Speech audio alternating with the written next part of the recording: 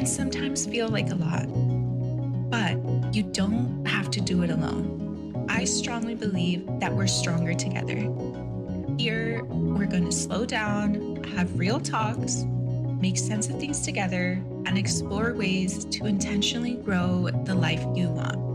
We're going to talk about mental and physical health, relationships, money, work, and community. Welcome to Rooted in Intention with me, Karina Gomez.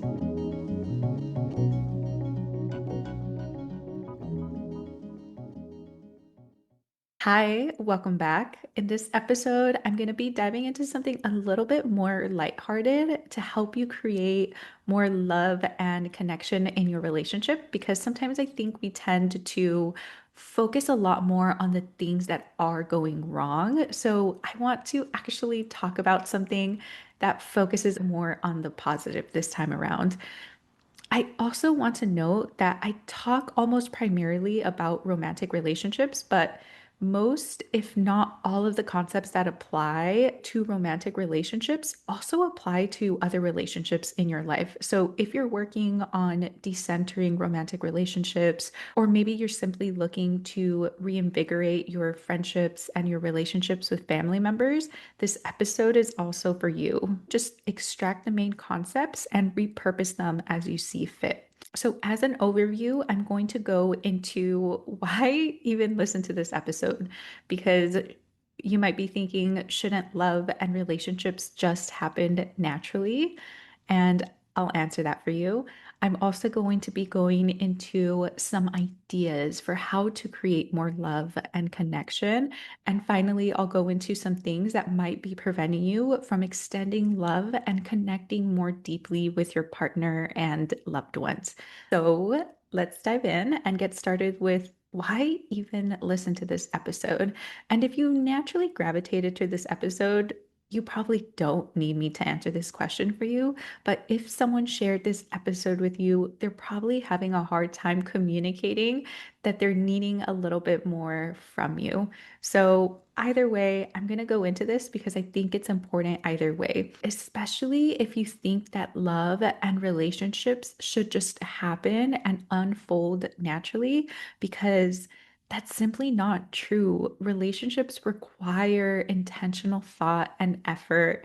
And life gets busy, which makes it easy to get lost in the daily grind, and connection is built through specific moments of connection, probably more so through the little ones than those big moments of connection. So if you aren't creating those moments, how do you expect to build and sustain the connection within your relationship? And then this is especially the case if you're going through a rough patch with your partner and having more disagreements than usual. I don't think you need research for this, but there is research that shows that you need a lot more positive interactions than negative interactions in order to have a happy and stable relationship. And not to get technical, but actually, yes, to actually get technical, relationship research from the Gottman Institute actually found that there's a magic ratio of 5 to 1, meaning that for every one negative interaction, a happy and stable relationship has 5 positive interactions.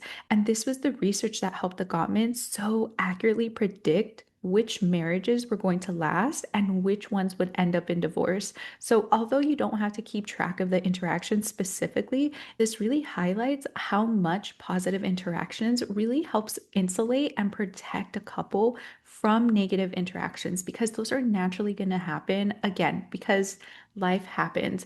So, if you're going through a rough patch, intentionally creating space to connect with your partner and show love is going to be essential. And I'll close out this section with highlighting again that love is an action. Good intentions are great, but if you're not showing love in a manner that resonates with your partner, then they're not going to get the message. And that really brings me to some ideas for how can you create more love and connection with intention. So I want to start off by sharing that no one is going to be able to tell you more accurately about how they'll feel loved and connected to you than your partner. So ask them. And two questions that you can use for this are one, what's one thing I did this week to help you feel loved? And two, what's one thing I can do today or that we can do this week to help you feel more loved? And just see what they say. You might be surprised. You might have done some things that you didn't think made them feel loved, but it actually did. And knowing that is actually going to help you do that more regularly and more consistently because isn't that beautiful that you might already be doing things unintentionally, but you didn't realize how much they actually love and value that? Another fun and enlightening activity could be to learn about each other's love languages. And I know this was really popular quite a few years ago, but if you haven't already done this, I think this is a great activity. If you haven't already done it together, you can look up the quiz online and it essentially helps you understand if you feel loved through five different love languages: quality time, acts of service, gifts, words of affirmation, or physical touch. And what's interesting about the love languages is that they are a good starting point for even building your own self awareness around what you're needing within the relationship and awareness around what your partner needs within the relationship. And although it might seem like a simple concept to identify what you're needing and what your partner is needing, the reality is that sometimes we don't have the self awareness to really know that for ourselves. And that's nothing to be ashamed about. This is literally an area that I help people uncover and reconnect with through coaching. So, to give you an example of what I mean by needs, particularly underlying needs. So, to give you an example of what I mean by underlying needs, say it turns out that your partner's love language is quality time. The underlying need that quality time is going to fill is going to be different for different people. For instance, spending quality time for a person that tends to feel anxious within relationships might actually be about getting reassurance that their partner is still there for them, that their partner still loves them, that everything is okay. For another person, spending quality time together may fill the need of social connection. And yet, for another person, spending quality time may fill the need for creating moments of playfulness within the relationship. And you can have a mix and a combination of these different things, but the more granular that you can get about what is it that you're needing and what it is that your partner is needing, then you're going to be more equipped with that knowledge to then better be able to meet those needs. And meeting each other's needs is one of the best ways to create more love and connection. So, if and when you're ready to take the five languages deeper, ask your partner how it would look like to have more quality time together, how many, how regularly, and what types of gifts they'd appreciate, and so on and so forth. For whatever love language came at the top for them.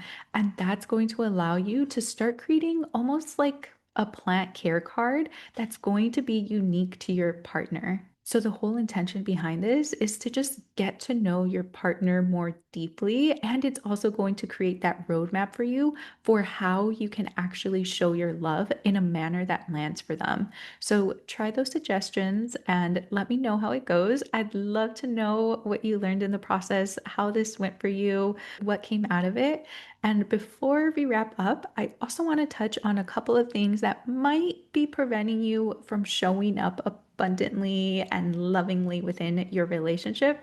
Because as much as you theoretically want to show up more lovingly and create deeper connection, there might be some things getting in the way that a lot of people experience. So I do want to touch on those because we've all had different childhoods, we've all had different examples that modeled for us what it meant to show up in relationships. And one of those is if this is all feeling like a little bit too much work, too much squishiness.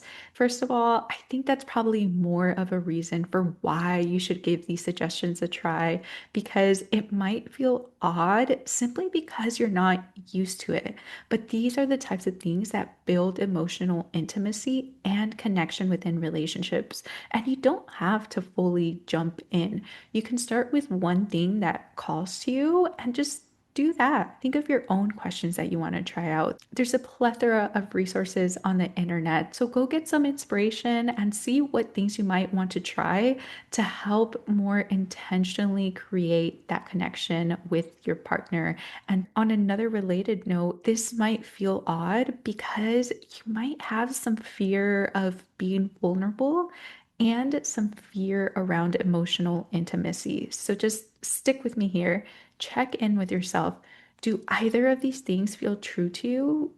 Do you have some difficulty showing up vulnerably, showing up as your most authentic self, and feeling deeply connected with the partner? What are the things that are coming up for you when you think about sharing these things with your partner, when you think about asking these questions? I'm not going to dive too much into these, but I'm going to leave these questions for you to consider. But if you are sensing that you have some fear or some discomfort with being vulnerable and with emotional intimacy, just know that you're not alone. In the attachment theory world, these are actually common patterns and beliefs for people that have a more avoidant leaning attachment style, which, if you don't know what that is and you're interested in learning more, there's a whole podcast episode specifically about attachment styles. So I invite you to go check that out. And that's it for this episode. If you have one takeaway, I hope it is that love is about intentional action and that you were inspired to create more love and more connection within your relationship. And as always, if you want support and guidance, disentangling the things preventing you and your partner from connecting deeply and working as a unit, let's connect so we can talk more about what's coming up for you and how we might be able to work together. Okay, that's it. Bye. Thank you for joining me for another episode of Rooted in Intention. Until next time, and remember to keep showing up for the life, relationships, and community you want. Now go, grow the life you want